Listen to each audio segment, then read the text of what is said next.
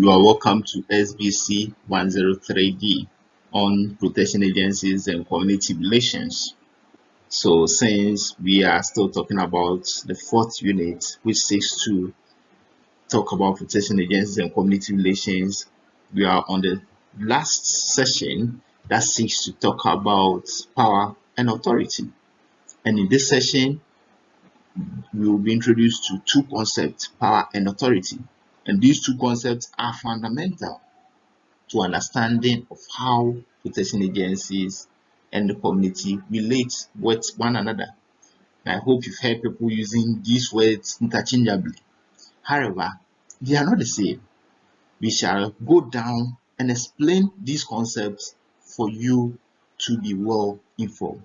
By the end of this lesson, you should be able to define the concept of power and authority and differentiate between them. We have all heard the concept power. What is power? Very well.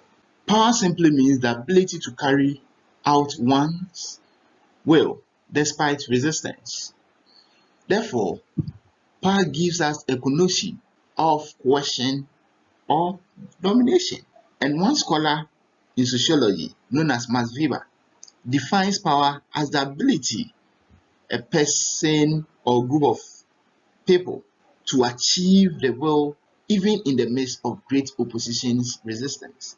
It is important for us to note that the protection agencies claim to have power if they cannot command for us to obey.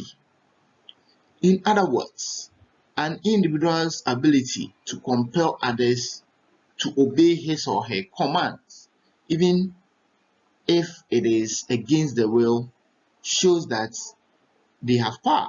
Have been stopped or parked by the roadside because the police motorcade that indicates you to do so? And what was your experience? Good. In such a situation, no matter how fast you want to go to your destination, you will have no other option than to park by the side of the road until the officials in their convoy, no matter how long it is, eventually go before you could also go. This is a typical example of power being exhibited. In a law court, when a judge arrives, everybody in the courtroom will have to rise. In the same way, before they rise, everyone must also rise. In this situation, it does not matter if the judge was a class 2 pupil. You will still have to stand on your feet. That is power at play. Interesting. Let's move on. There are two main forms of power, micro and macro.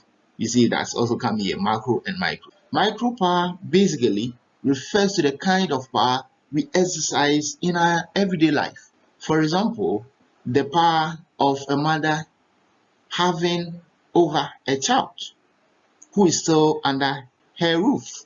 A mother can compel a child to go out or not to go out at a certain point in time. That is power, micro power. Macro power is a type of power that exercises over a large group of people.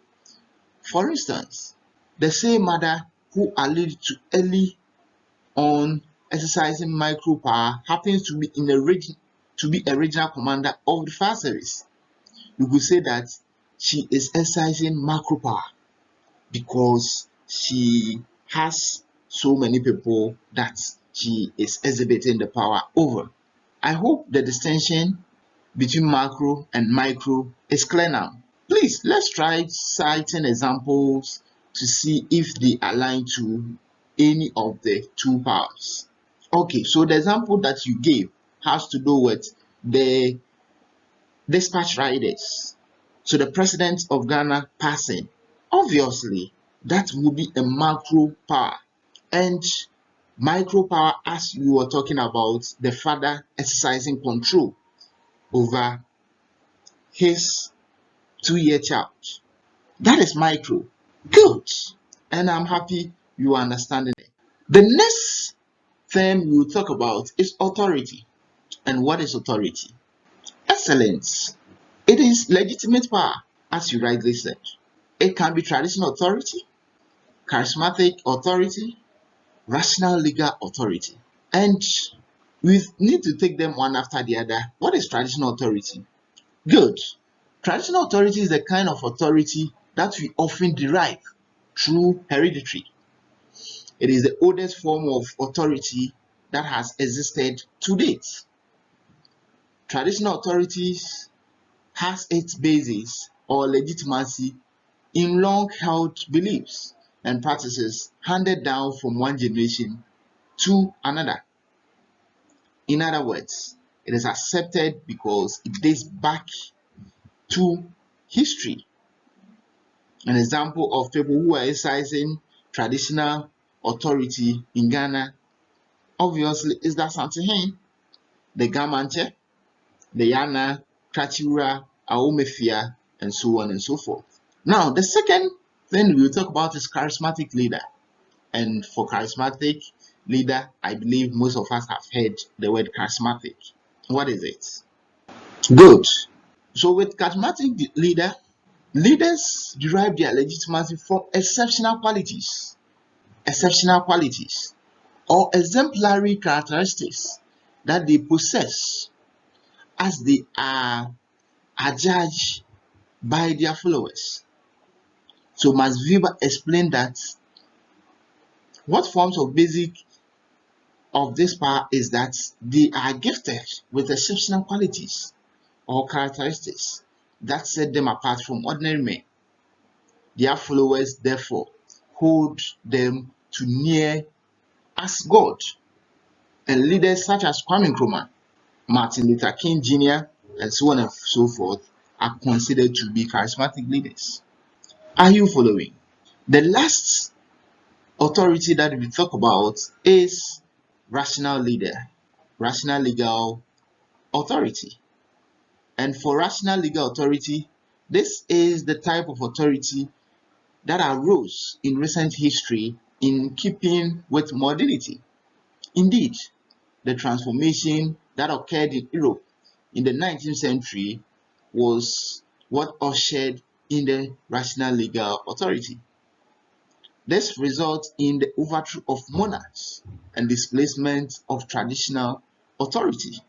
The legitimacy of leaders in the rational legal authority is derived from a constitution and sets of rules that make them apparently to have followers to treat them as leaders by giving them mandates to lead. An example of such leaders are parliamentarians, president, head of departments, chief executive officers, and so on and so forth. And I believe you understand that. Good. Any question so far? Okay. So all too soon we've come to the end of this unit that seeks to explain protection agencies and community relations, and this session as well that differentiate between power and authority. And I believe that because of the knowledge you have acquired, you will not use them interchangeably because there's a clear distinction between the two concepts. Now, join me as we introduce a new unit, that is Unit 5 of this session of discussion. And I believe that it promises to be so interesting, educative, informative, and exciting. Now, until you meet for the 5th unit, bye for now.